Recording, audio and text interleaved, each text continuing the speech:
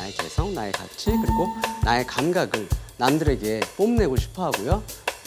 또 그들로부터 인정을 받고 싶어 합니다. 되도록이면 개성을 더 많이 감추도록 만드는 것이 있어요. 무엇일까요? 그들이 사는 제품을 똑같이 따라 사면서 약간의 동질감 같은 것을 원해요. 나도 저 사람과 같은 패션 리더야 하는 만족감을 말이죠.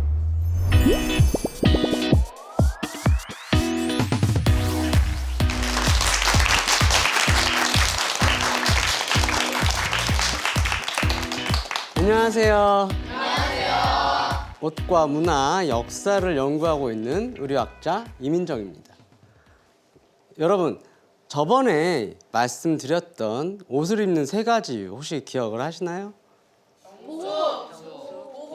예, 그렇죠.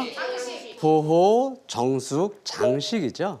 근데 이 세 가지 이유 중에서 여러분들을 가장 고민하게 만드는 이유는 뭐가 있을까요? 그렇죠. 이 옷이 나에게 어울리는지, 핏은 잘 맞는지, 컬러는 피부톤과 어울리는지, 또 브랜드는 무엇인지 정말 고민할 게 많은데요. 또 한 가지 정말 중요한 게 있어요. 뭘까요?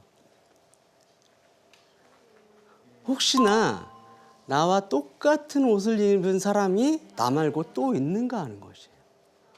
사람은 자기를 나타내고 싶어하는 존재입니다. 나의 개성, 나의 가치, 그리고 나의 감각을 남들에게 뽐내고 싶어 하고요.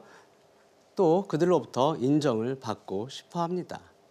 그런데 나와 똑같은 옷을 입은 사람을 보면 어때요?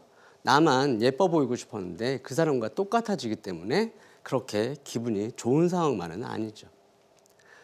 그래서 되도록이면 똑같은 옷을 입지 않고 되도록이면 개성 있게 입으려고 하는 것이 우리 모두의 생각이죠. 하지만 되도록이면 개성을 더 많이 감추도록 만든 옷이 있어요. 무엇일까요? 교복. 예, 그렇죠. 교복은 나와 같은 학교 다니는 학생들이 다 똑같이 입는 거예요. 여러분들이 지금 초등학교 6학년이시니까 내년이 되면 교복을 입기 시작할 거고요. 아마 고등학교를 졸업하실 때까지 6년 동안 입게 될 텐데요. 저는 참 궁금해요. 여러분들의 생각이 궁금한데요. 여러분들은 내년부터 교복을 입는 것이 반가우신가요? 아니면 기분이 별로 안 좋으신가요? 만약에 나는 교복 입는 것이 좋다, 설레인다 하시면 녹색 판넬을 들어주시고요. 나는 교복 입는 것이 싫다 하시면 주황색 판넬을 들어주시는 거예요. 하나, 둘, 셋. 예, 약간 더 많은 수가 교복을 반대하는 것 같고요. 그래도 적지 않은 수가 교복을 찬성하는 것 같습니다. 교복을 찬성하는 사람들은 교복이 굉장히 장점이 많다라고 얘기를 합니다. 어떤 장점이 있다라고 얘기를 할까요? 옷을 안 받아도 되는 학생들이 학교 내에서 바르게 행동하게 되니까 학교 폭력이 줄어든다. 이것을 첫 번째 장점이라고 꼽고 있고요. 두 번째 장점은 뭘까요?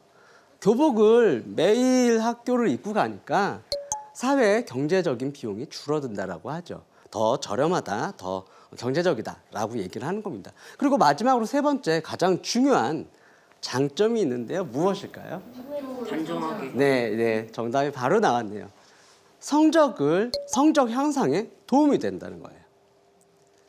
그런데 이런 주장을 들으면 교복을 반대하는 사람들은 뭐라 그럴까요?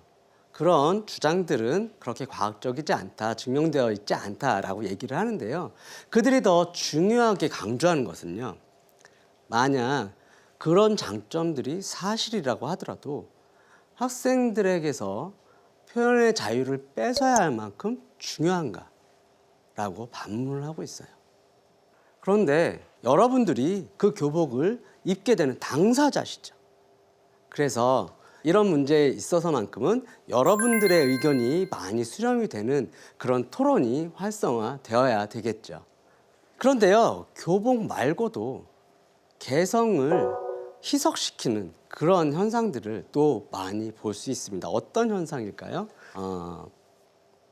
인기가 있는, 예를 들면 여성 연예인이 드라마에 어떤 가방을 메고 나오면 그 다음 날 그 가방이 모두 팔려버리는, 수천, 수만 명의 여성들이 그 가방을 사는 그런 현상을 우리는 완판녀 현상이라고 불러요. 그렇다면 왜 사람들은 유명인이나 연예인들을 따라하고 싶어 하는 것일까요? 유명인들은 패션 리더인 경우가 많이 있습니다. 그들은 최신 유행 정보에 굉장히 민감하고요. 그리고 일반 사람들보다 더 많은 돈을 지출합니다. 그래서 평범한 사람들, 시청자들은 패션에 있어서만큼은 그들의 안목을 신뢰하는 것이죠. 그리고 또 그들이 사는 제품을 똑같이 따라 사면서 약간의 동질감 같은 것을 원해요. 나도 저 사람과 같은 패션 리더야 하는 만족감을 말이죠. 개성의 가치가 무시되는 또 다른 예도 있습니다. 어떤 것일까요? 우리나라에서 명품의 판매는 점점 더 늘어나고 있다고 합니다. 명품 패션은 대표적으로 프랑스와 이탈리아에서 생산이 되고 있는데요. 조금 유명한 브랜드 제품이라면 가격이 어때요? 수백만 원에서 수천까지 하고요. 간단한 청바지 하나도 100만 원이 훨씬 넘습니다. 완판녀 현상이나 평범한 소득을 가진 사람들이 명품을 구매하는 행위, 이런 것들은 모방 소비에 가깝다고 볼 수가 있습니다. 현명한 소비는 아니죠. 그렇다면 현명한 소비는 무엇이고 모방 소비는 무엇일까요?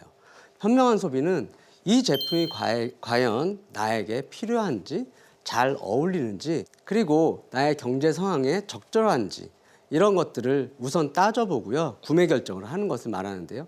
모방 소비는 무엇일까요? 이런 고민 없이 남이 사니까 나도 사야 한다고 해서 사는 것이죠. 그럼 어떻게 될까요? 개인의 개성이 사라지는 그런 역효과를 낳게 되겠죠. 개개인의 개성이 뚜렷하지 않은 사회를 다른 말로 하면 뭐라 그럴까요? 다양성이 없는 사회입니다. 그렇게 긍정적인 모습은 아닌 것 같습니다. 2035년 여러분은 어떤 옷을 입고 싶으신가요? 수많은 선택지 중에서 자신을 가장 잘 표현할 수 있는 것을 골라내야 할 텐데요. 그러기 위해선 무엇이 먼저 선행이 되어야 할까요? 자신이 어떤 가치를 추구하고 있는 사람인지부터 고민해 봐야 할 것입니다. 나는 누구이고 나는 어떤 세상을 원하고 나는 어떤 가치를 내 친구들에게 보여줄 것인가. 예를 들면 종교의 자유, 개인의 자유, 어떤 것이 우선하는지, 동물의 행복, 인간의 행복, 어떤 것이 더 절실한 것인지, 낮은 가격, 노동자의 권리, 어떤 것이 우리 사회를 위해서 더 긍정적인 것이며, 개성 있는 패션, 따라하는 패션, 나는 어떤 것을 더 선호하는지, 이런 가치들을 비교하고 내가 추구하는 가치는 무엇인지 판단하고, 혹시 필요하다면 두 가지 가치를 동시에 추구할 수는 없는지 고민해보는 일들이 선행이 된다면 20년 후 여러분의 모습은 어떻게 될까요? 제가 생각하기엔 훨씬 더 아름다워질 것이라고 생각합니다. 그리고 여러분들이 입는 옷으로 그런 여러분들의 아름다움이 잘 표현이 될 것입니다. 여기까지입니다. 감사합니다.